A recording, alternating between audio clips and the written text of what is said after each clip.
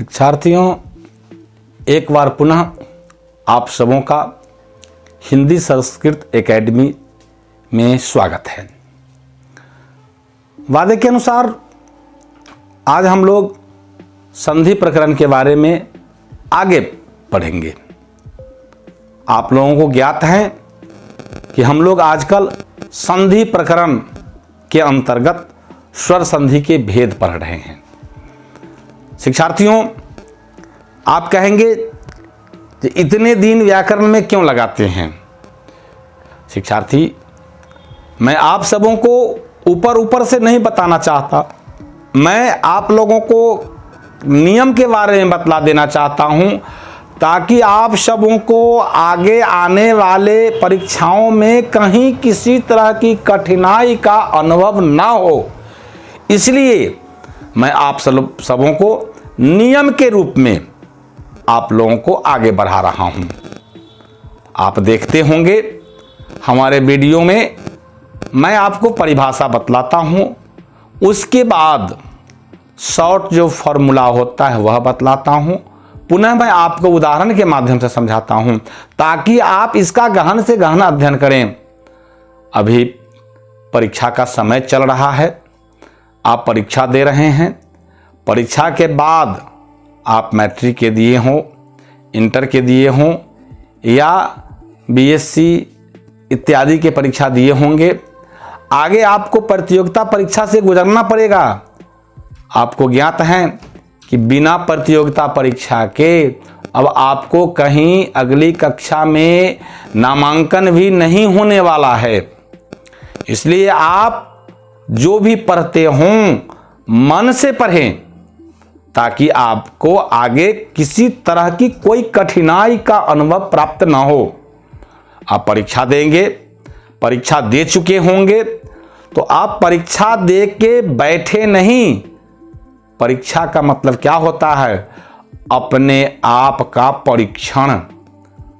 आप परीक्षा दिए हैं, अपने आप को आप परीक्षण कर लिए हैं, अपने आप के आपने तौल लिया होगा कि हम कहां हैं। कोई भी विद्यार्थी परीक्षा देता है, उसको अपने से ज्यादा कोई नहीं जानता है। आप क्या हैं, आपकी कितनी क्षमता है, वो आपके ना गार्जियन जानते हैं, ना आपके गुरु जानते हैं। आप स्वयं परीक्षा भवन में परीक्षा देते हैं, आप स्वयं इसके बारे में जानते हैं कि मेरी क्षमता क्या है। तो आप अभी परीक्षा दे के आए होंगे या परीक्षा देने वाले हैं, तो जिसमें आपको लगे कि हमें और बेहतर तैयारी की आवश्यकता है, आप वहां और अधिक मेहनत करके जब तक आपकी परीक्षा परिणाम नहीं आ जाती है तब तक सबों का गहन अध्ययन करें ताकि आने वाले प्रतियोगिता परीक्षा में आप अधिक से अधिक अंक लावें, ताकि अच्छे से अच्छे शिक्षण संस्थान में आपका नामांकन हो। नहीं तो अब अच्छे शिक्षण संस्थान में आपका नामांकन भी नहीं होगा। इसलिए मैं यह प्रयास कर रहा हूं कि आप इसका गहन से गहन अध्ययन करें। तो वादे के अनुसार आज हम लोग स्वर संधि के तीसरे भेद यानी वृद्धि संधि के बारे में विस्तार से जानकारी प्राप्त करेंगे। आपको जानकारी है स्वर संधि के 5 भेद होते हैं, जिसके अंतर्गत दीर्घ संधि, गुण संधि, वृद्धि संधि, यन संधि और अयादि संधि आते हैं। हम लोग पिछले बार दीर्घ संधि और गुण संधि के बारे में पढ़ चुके हैं। आगे हम लोग वृद्धि संधि के बारे में विस्तार से अध्ययन करें। अब आप इसको देखें। वृद्धि संधि के नियम यानी परिभाषा: यदि अ या आ के बाद ए या ऐ आए तो दोनों के स्थान में ऐ तथा ओ या औ आए तो दोनों के स्थान में औ हो जाता है, यह नियम कहता है। यानी यदि औ या आ के बाद ए आए तो, या औ आ के बाद आए आए तो दोनों के स्थान में ऐ हो जाता है। उसी तरह यदि औ आ के बाद ओ आए या औ आ के बाद औ आए तो दोनों के स्थान में औ हो जाता है, यानी ओकार का औकार हो जाता है। यही वृद्धि संधि हुआ। अब आपको विस्तार से आप जाने, उदाहरण के माध्यम से जाने जी यह कैसे हो जाता है। औ जोड़ ई बराबर ऐ और औ जोड़ ए बराबर ऐ, या औ जोड़ ए बराबर ऐ कैसे हो जाता है। उदाहरण की तरह देखिए, औ जोड़ ए बराबर ऐ, यानी एक जोड़ एक, एक का औकार और इधर वाले का एकार, औ जोड़ ए बराबर ऐ, यानी एक जोड़ एक बराबर एक एक। आप देखें ऐकार की वृद्धि हो गई, एक जोड़ एक बराबर एक एक। उसी तरह औ जोड़ ऐ बराबर ऐ, यानी नव जोड़ ऐश्वर्य, नव का औकार ऐश्वर्य का ऐकार दोनों के स्थान में औ हो गया, तो नव जोड़ ऐश्वर्य बराबर नवैश्वर्य, ये बने शब्द। उसी तरह आ जोड़ ए बराबर ऐ, जैसे सदा जोड़ एव, सदा का आकार एव का एकार दोनों के स्थान में आय हो गया, तो हो गया सदा जोड़ एव सदैव। औ जोड़ ओ बराबर औ, औ जोड़ ओ बराबर औ, तो परम जोड़ ओजस्वी, परम का अकार ओजस्वी का ओकार दोनों के स्थान में औ हो गया, तो हो गया परम जोड़ ओजस्वी परमौजस्वी।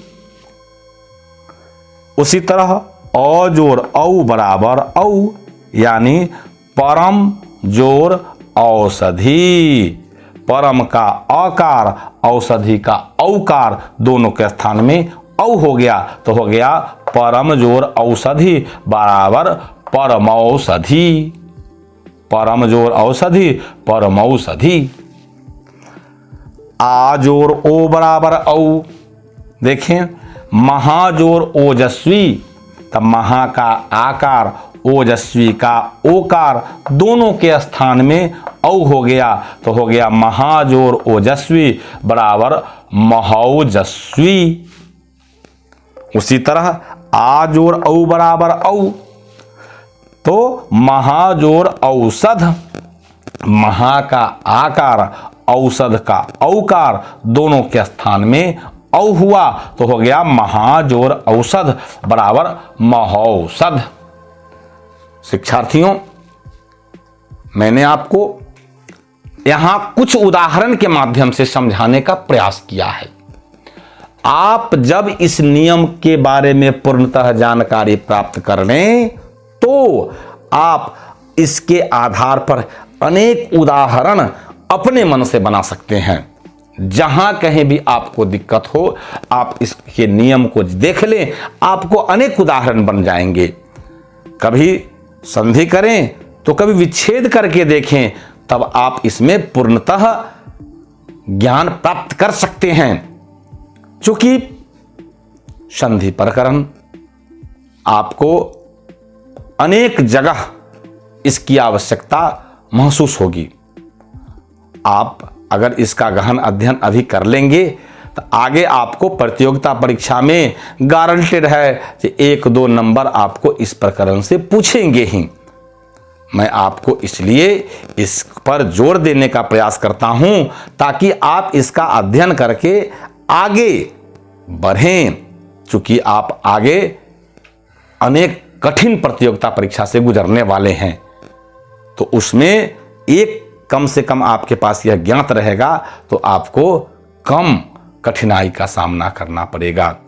शिक्षार्थियों, मेरा प्रयास है कि आप लोग इसका अच्छे से अच्छे अध्ययन करें। अगर आपको यह अच्छा लगता है तो आप स्वयं पढ़ें, अपने पीछे वाले कक्षा में पढ़ने वाले को भी पढ़ने के लिए प्रेरित करें, आगे वाले कक्षा में पढ़ने वाले के लिए भी प्रेरित करें, चूंकि व्याकरण सबों के लिए बराबर होता है। अगर आप छोटे कक्षा में पढ़ते हों, जो आज परिभाषा पढ़ लेंगे उच्च कक्षा में यही आपको चलेगा। इसलिए आप कभी कोई भी व्यक्ति यह ना समझे कि मैं आज मैट्रिक पास कर गया हूं, इंटर कर गया हूं, क्यों इसको पढ़ूं। नहीं, आपको व्याकरण नियम है, छने न्याय पक्षेतु वैयाकरण। व्याकरण पढ़ने वाले को वैयाकरण कहते हैं। अगर न्याय शास्त्र हर समय नहीं पढ़ा जाए तो कुछ न कुछ भूल जाते हैं। उसी तरह व्याकरण भी है। अगर 15 दिन में एक बार इसके नियम को आप दोबारा ना पढ़ें तो कुछ न कुछ इसमें से आप भूल जाएंगे। शिक्षार्थियों, आपको ज्ञात है कि व्याकरण नियम के आधार पर ही आगे बढ़ती है। अगर आप इसमें से कुछ भी नियम भूल जाएंगे तो आपको बहुत ज़्यादा कठिनाई होगी।